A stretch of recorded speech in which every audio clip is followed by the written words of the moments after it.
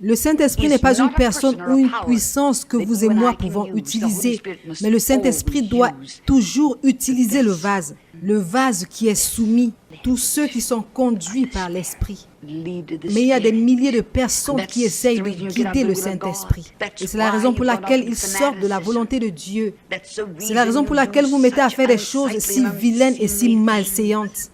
Et c'est la raison pour laquelle vous avez parfois apporté du reproche à quelque chose qui est si belle et si merveilleuse. C'est la raison pour laquelle il y a autant de manifestations dans la chair au lieu de l'esprit.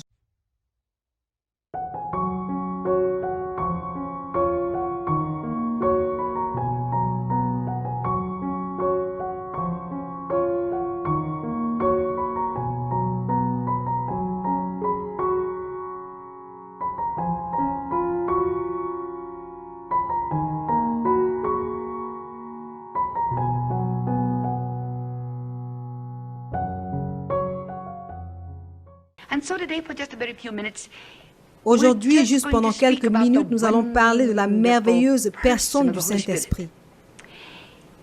J'ai découvert quelque chose récemment. C'est qu'il est merveilleux de voir la manifestation du Saint-Esprit. Souvenez-vous de quelque chose, c'est que le Saint-Esprit est une personne. Il n'est pas que l'un des attributs, il n'est pas qu'une influence. Le Saint-Esprit est définitivement une personne au même titre que Jésus, le Fils de Dieu. Tout comme Dieu est une personne. C'est une personnalité vraiment définie. Et nous voyons la manifestation de la puissance du Saint-Esprit.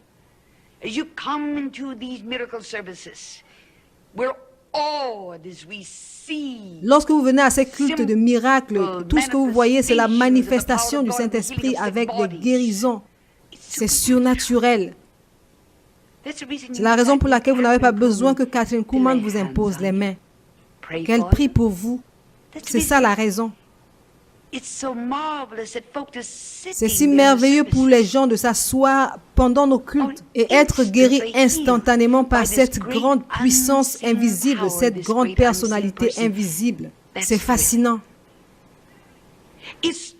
C'est fascinant de voir la manifestation de la puissance de Dieu et de voir les gens tomber sous la puissance du Saint-Esprit. Vous pouvez l'appeler comme vous voulez. La puissance paralysante.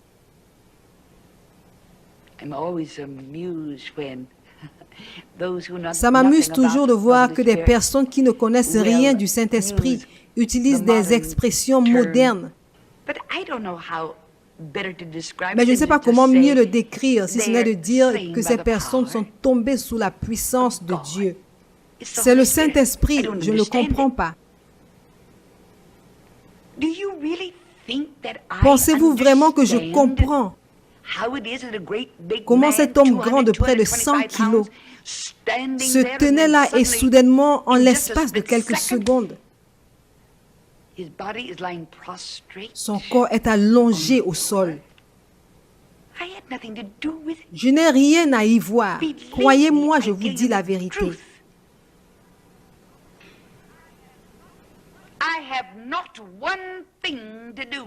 Je n'ai rien à voir avec la puissance paralysante du Saint-Esprit. Moi-même, je me tiens là, toute chaude. Je ne peux pas vous donner d'explication.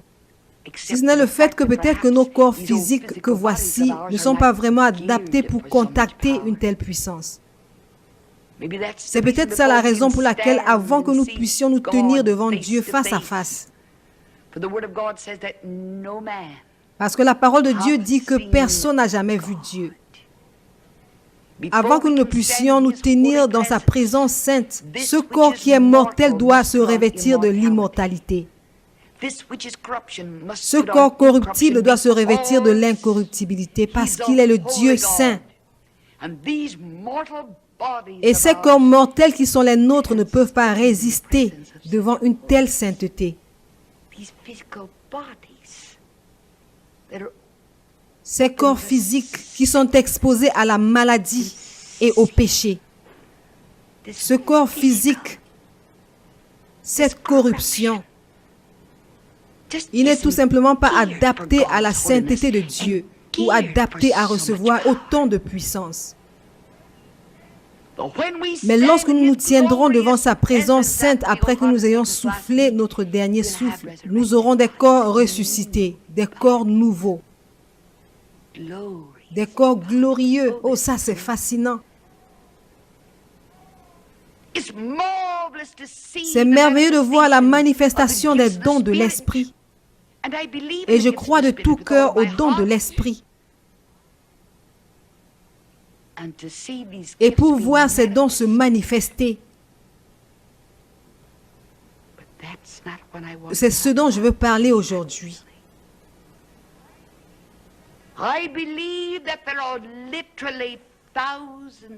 Je crois qu'il existe de milliers et de milliers d'hommes et de femmes qui font partie du grand mouvement charismatique,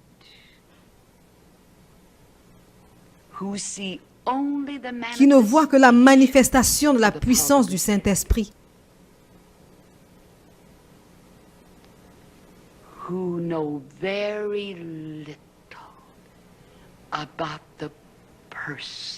et qui savent très peu de la personne du Saint-Esprit.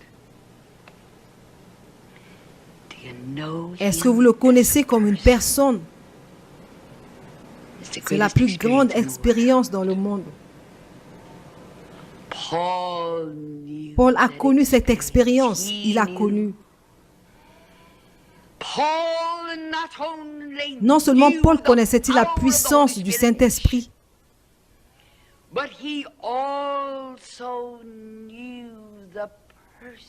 mais il connaissait également la personne et la personnalité du Saint-Esprit.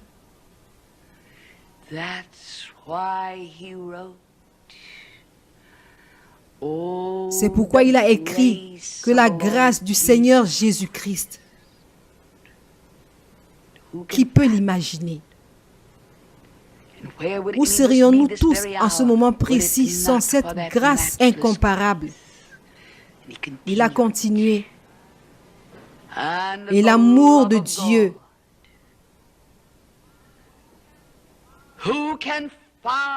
qui peut comprendre l'amour de Dieu?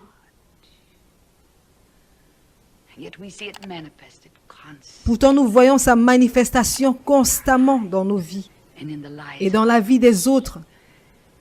Mais Paul ne s'est pas arrêté là. Et la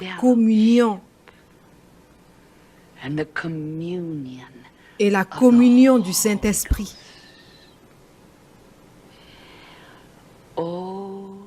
Oh, cette communion!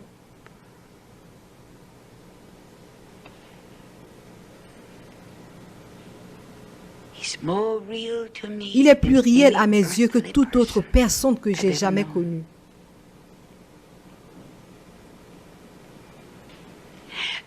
Vous savez, une vie consacrée est une vie solitaire. Je vous mentirais si je vous disais que ce n'était pas une vie solitaire. Ça l'est.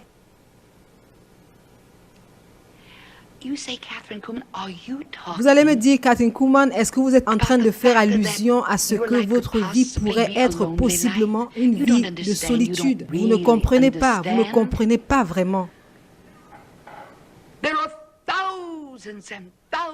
Il y a de milliers et de milliers de personnes qui vous entourent constamment. Des milliers de personnes.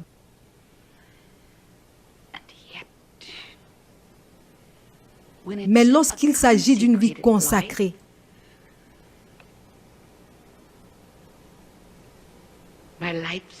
ma vie sociale est très limitée. Il n'y a presque rien.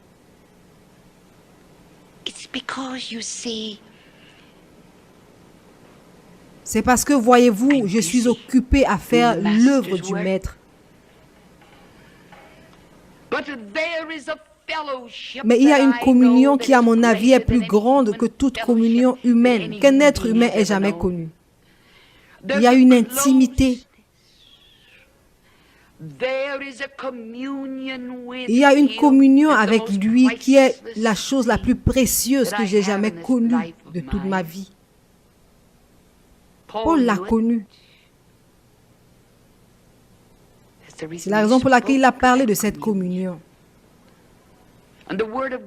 Et la parole de Dieu parle de cette communion comme suit. Tous ceux qui sont conduits par l'Esprit. Il y en a de milliers aujourd'hui qui professent la puissance du Saint-Esprit, qui professent les œuvres du Saint-Esprit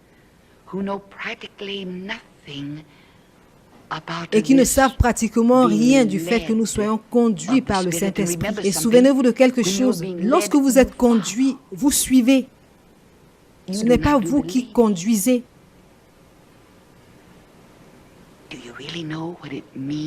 Savez-vous vraiment ce que veut dire être conduit par l'Esprit? De le suivre, il y a une intimité, je vous dis la vérité. Vous allez peut-être me dire, comment cela peut-il se faire dans l'Esprit, mademoiselle Coulon? Comment se fait-il que dans un grand culte, lorsque vous appelez les malades du haut du balcon, il y a de milliers de personnes au point où vous ne pouvez même plus voir la voie qui mène vers le balcon. Et pourtant, vous sentez, vous savez. Le Saint-Esprit vous rend témoignage pendant qu'il guérit. Non, mes amis, il n'est pas question de sixième sens, je vous en prie. Ne le qualifiez pas de sixième sens. Je ne sais rien au sujet du sixième sens. Je n'ai jamais lu un livre. Je n'ai jamais lu quoi que ce soit. Vous l'appelez sixième sens. Je connais quelque chose qui est plus grande. Je connais la personne, je connais la puissance. Je le suis, je suis conduit par lui. Et je deviens tellement sensible à lui.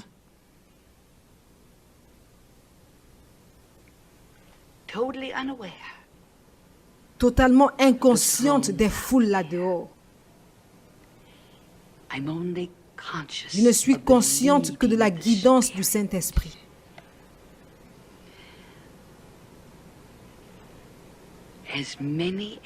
Tous ceux qui sont conduits par l'Esprit.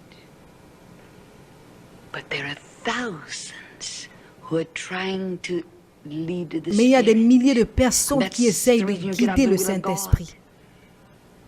Et c'est la raison pour laquelle ils sortent de la volonté de Dieu. C'est la raison pour laquelle vous mettez à faire des choses si vilaines et si malséantes.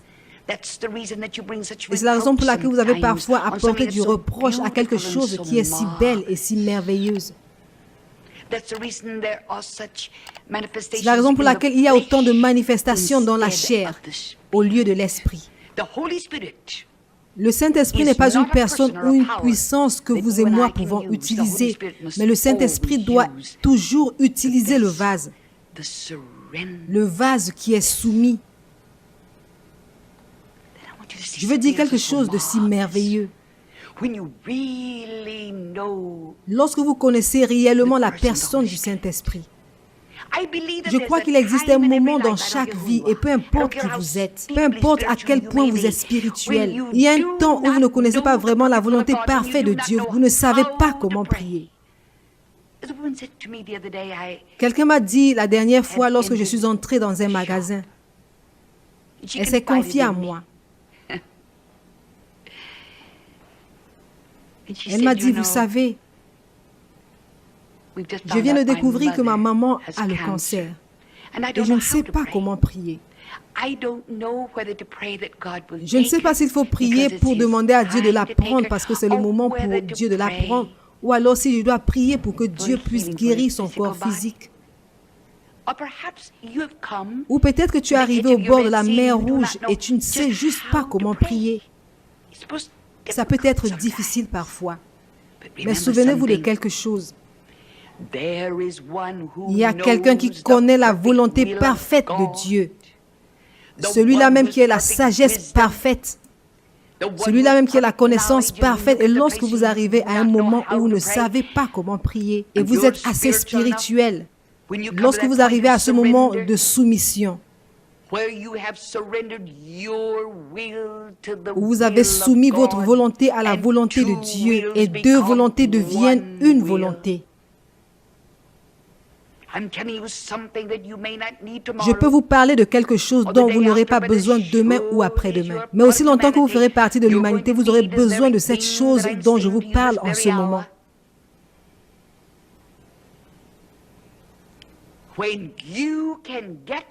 Lorsque vous vous trouverez dans une position où vous n'avez pas de volonté pour vous-même et que vous avez totalement soumis votre volonté concernant ce sujet à la volonté de Dieu, et deux volontés deviennent une volonté, sa volonté. Et vous vous soumettez complètement à la volonté du Saint-Esprit. Il va intercéder pour vous. Il se tiendra devant le trône de Dieu pour prier avec vous, en vous et par vous. Et vous ne pouvez pas passer à côté de la volonté de Dieu, je vous le promets. Est-ce que vous connaissez le Saint-Esprit dans votre vie de prière?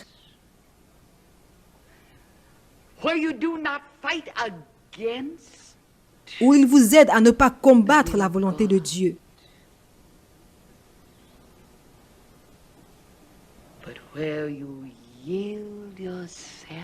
Mais il vous aide à vous abandonner à sa volonté. Il y a plus que ça, mes amis. Lorsqu'il en vient à la troisième personne de la Trinité et de la manifestation de sa puissance,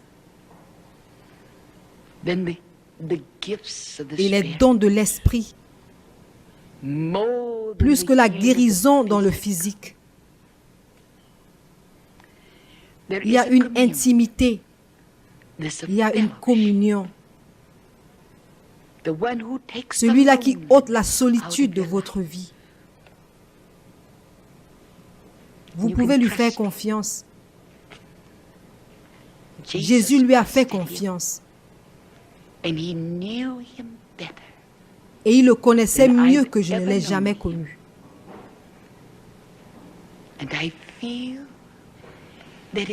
Et je pense que si Jésus pouvait lui faire confiance, sûrement moi aussi je peux lui faire confiance. Je peux lui faire confiance pour me conduire, je peux lui faire confiance pour me guider. Je peux lui faire confiance pour qu'il me protège.